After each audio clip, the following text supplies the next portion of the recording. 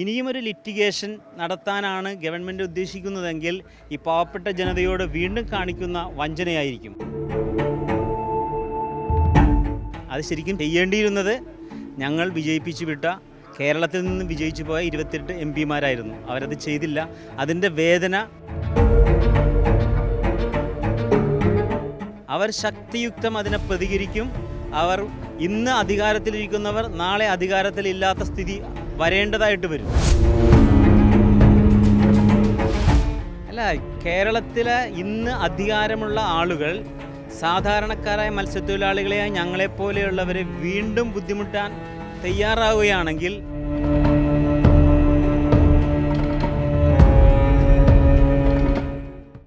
മുനമ്പം ജനത വലിയ സന്തോഷത്തിലാണ്, ആഘോഷത്തിലാണ്.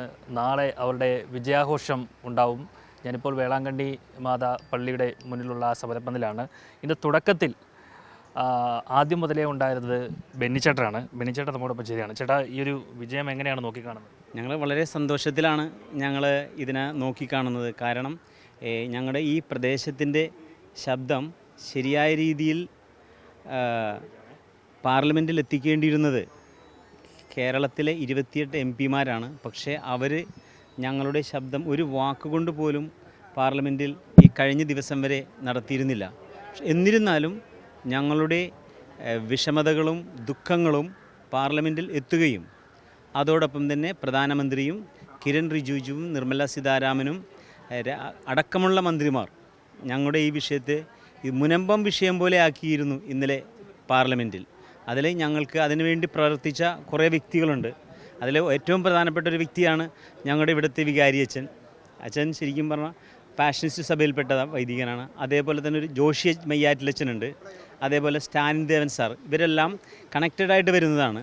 അവരെല്ലാം ഒരു ഉൾപ്പെടുത്തിക്കൊണ്ട് അഡ്വക്കേറ്റ് ഷോൺ ജോർജും അതേപോലെ ജിജി ജോസഫ്, രാജീവ് ചന്ദ്രശേഖർ, അനൂപ് ആൻ്റണി തുടങ്ങിയവരുടെ നിരന്തരമായ പരിശ്രമത്തിൻ്റെ ഫലമായിട്ടാണ് ഞങ്ങളുടെ ശബ്ദം പാർലമെൻറ്റിൽ മുഴങ്ങിക്കേട്ടത് ഇന്നലെ ലോക്സഭ വോട്ടെടുപ്പിൽ പങ്കെടുത്ത സമയത്ത്. അത് ശരിക്കും ചെയ്യേണ്ടിയിരുന്നത് ഞങ്ങൾ വിജയിപ്പിച്ചു വിട്ട കേരളത്തിൽ നിന്ന് വിജയിച്ചു പോയ 28 MP-മാരായിരുന്നു. അവരത് ചെയ്തില്ല. അതിൻ്റെ വേദന മുനമ്പം ജനതയോടൊപ്പം തന്നെ സാമൂഹ്യബോധം ആഗ്രഹിക്കുന്ന കേരളത്തിലെ മുഴുവൻ മനസാക്ഷിയുള്ള ജനങ്ങളും അത് നെഞ്ചിലേറ്റും. ഇപ്പം പുതിയൊരു തർക്കം ഇപ്പോൾ വരുന്നുണ്ടല്ലോ. പി രാജീവ് പറയുന്നുണ്ട്, ഇത് സൊസൈറ്റി ആക്ട് പ്രകാരമാണോ ഇങ്ങനെ ഇത് രജിസ്റ്റർ ചെയ്തിരിക്കുന്നത്? അങ്ങനെയൊക്കെയുള്ളൊരു ഒരു തർക്കം വരുന്നുണ്ടല്ലോ. അല്ല, അത് തർക്കം അത് ശരിയായ രീതിയിലുള്ള ലീഗൽ ഒപ്പീനിയൻ എടുക്കാത്തതിൻ്റെ സംഭവിക്കുന്ന ഒരു തകരാറാണ്.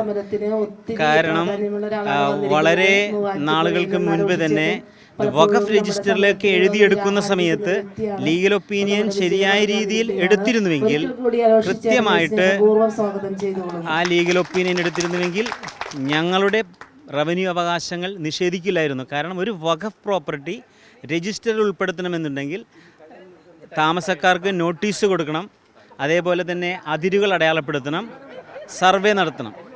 ഇതൊന്നും ചെയ്യാതെ 114 ഏക്കർ ഭൂമി മാത്രമുള്ളപ്പോൾ, അതായത് 3 സർവേകൾ നടത്തിയിട്ടുണ്ട്.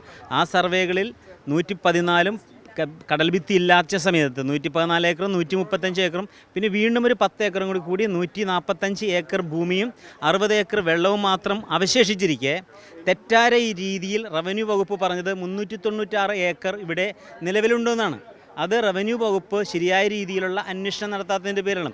അതേപോലെ തന്നെയാണ് ഇപ്പോഴും ഉണ്ടാകുന്ന വസ്തുത. കാരണം ഈ ഒരു നിയമം, പാർലമെൻറ്റിൽ ഉടലെടുക്കുന്ന നിയമം നടപ്പിലാക്കേണ്ടത് എക്സിക്യൂട്ടീവാണ്, അത് മന്ത്രിസഭയാണ്. ആ മന്ത്രിസഭ അത് നടപ്പിലാക്കി ഗവൺമെൻറ് ജിയോ പുറപ്പെടുവിക്കുകയാണെങ്കിൽ വഖഫ് രജിസ്റ്ററിലുള്ള പ്രോപ്പർട്ടി റിലീസിംഗ് ആവും.